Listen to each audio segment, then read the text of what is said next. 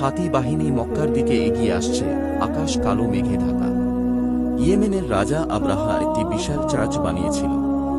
সে চাইতো মানুষ কাবার বদলে ওখানে উপাসনা করুক। কিন্তু মানুষ কাবাকে ভালোবাসত, কারণ এটা ছিল আল্লাহর ঘর। তখন আব্রাহা বলল, আমি নিজেই কাবা ধ্বংস করে দেব।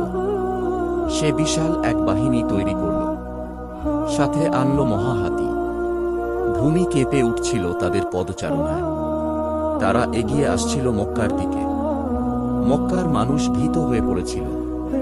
কিন্তু রাসূল সাল্লাল্লাহু আলাইহি ওয়াসাল্লাম এর দাদা আব্দুল মুত্তালিব বললেন, এই ঘরের এক মালিক আছে, তিনি নিজেই এর হিফাজত করবেন। তারা যখন মক্কার উপত্যকায় পৌঁছাল, হঠাৎ হাতিগুলো থেমে গেল, আর এগোতে চাইল না।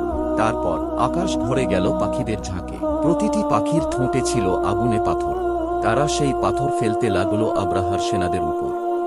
যখন ধুলোকাদা মিলিয়ে সব থেমে গেল, সেই বিশাল বাহিনী থেকে একজনও বেঁচে রইল না।